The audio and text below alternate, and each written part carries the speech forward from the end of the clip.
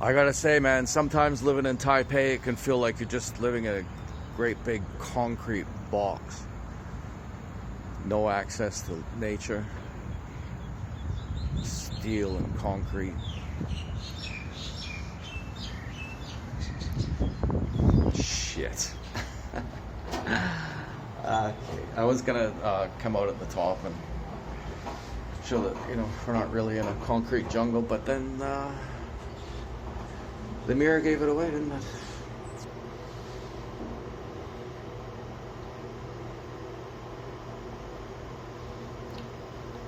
Sorry about the lull.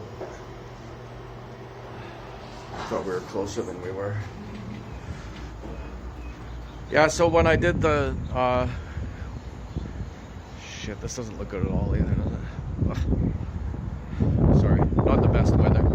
Anyway, when I did the wheelchair thing, I came here, and this was absolutely the best part of it, but I didn't push record, so I just thought I'd come back.